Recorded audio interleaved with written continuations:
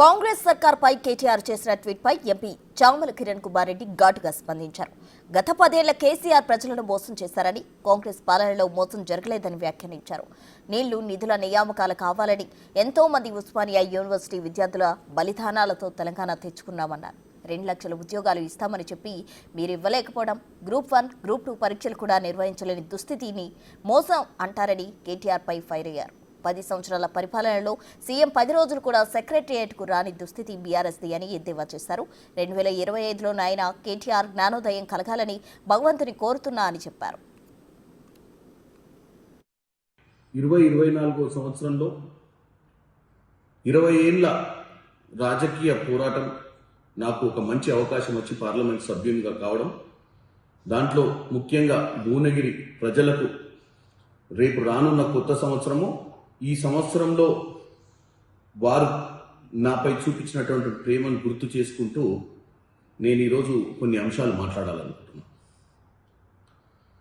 కేటీఆర్ గారు, ఒకసారి మీ అందరికీ ఇంగ్లీష్ రాకపోవచ్చు, నేను ఇప్పుడే చెప్తే, కేటీఆర్ గారు నూతన సంవత్సరానికి సంబంధించి 2024 సంవత్సరంలో జరిగినటువంటి అంశాలను 3 ముక్కలలో ముచ్చటగా ఆయనకు వచ్చినటువంటి బ్రహ్మాండమైన అమెరికన్ ఇంగ్లీష్లో మనకు డిసెప్షన్, డిస్ట్రక్షన్, డిస్ట్రాక్షన్ 2024 పాలన, ఈ 3 అంశాల మీదుగా 3D 3 డీలతోటి ఇంగ్లీష్లో రాసి 3D సమరీ అని చెప్పి కాంగ్రెస్ పాలన మీద వ్యంగ్యంగా నిన్న ఒక ట్వీట్ చేయడం జరిగింది. దీంట్లో డిసెప్షన్ అంటే మోసం మరి కేటీఆర్ గారు మోసం గురించి చెప్పేటువంటి గొప్ప ముచ్చట, గత 10 ఏళ్ల పాలనలో మోసం అంటే, ఈ సంవత్సర పాలనలో మోసం జరగలేదు కేటీఆర్ గారు. గత 10 ఏళ్ల పాలన మీ నాయన ఉద్యమం చేసినప్పుడు దళిత ముఖ్యమంత్రిని చేస్తా అన్నది మోసము.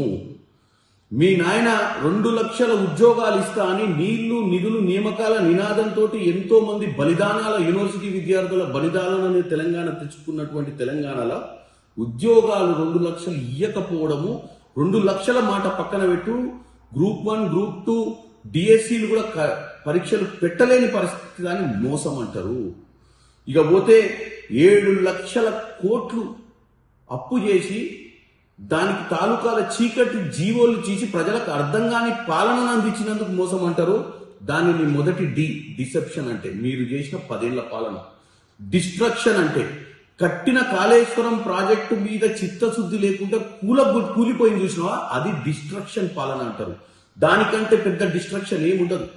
ఇక పోతే అంతకంటే గొప్ప విషయం ఏం తెలుసా, డిస్ట్రక్షన్ అంటే మన సాంప్రదాయం, మన పద్ధతుల్ని భారతదేశ వ్యాప్తంగా ఢిల్లీకి పోయి లిక్కర్ బిజినెస్ చేసినటువంటి వ్యవస్థ మీ కుటుంబంలో ఉంది.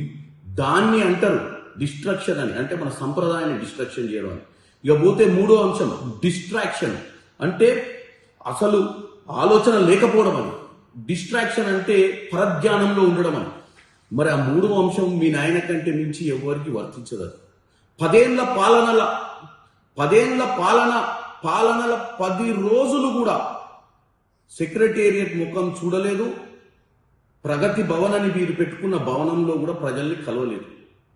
ఎప్పటికీ ఫామ్ హౌస్ లో ఉండి పరధ్యానంలో బతికింది ఆ రోజు ఉన్నటువంటి ముఖ్యమంత్రి 10 సంవత్సరాలలో. 1 సంవత్సరం పాలనలో 10 రోజులు కూడా కనపడకుండా పోలేదు. ప్రజల మధ్యనే ఉన్నటువంటి ముఖ్యమంత్రి పాలనను మరి ఏమంటారు కేటీఆర్ గారు? దాన్ని డిస్ట్రాక్షన్ అంటారా, డెవలప్మెంట్ అంటారా తెలియదు. కాబట్టి మీకు 3D, మీకు వర్తించే 3D బ్రహ్మాండంగా ఎవరికి వర్తించదు. మీరు ప్రజలను తప్పుతో పట్టించే ప్రయత్నం చేస్తున్నారు. ముఖ్యంగా మీ 2024 మీ జీవితంలో ఎంత కష్టకాలమైందో మాకు అర్థమైపోయింది. బావకు అధికారం చిక్కుద్దేమో, అయ్యా అధికారం ఇయ్యకపాయనేమో, చెల్లె జైలుకి వెళ్ళొచ్చి చెలగాట మాడుతుందేమో అన్న భయభ్రాంతులతో నువ్వు రోజు ఈ పనికిరాని ట్వీట్లు పెట్టుకుంటూ నీ 2024 కాలక్షేపం నడిపినావు. అట్లీస్ట్ 2025ల జ్ఞానోదయం కలగాలని ఆ భగవంతుణ్ణి కోరుకుంటున్నాను.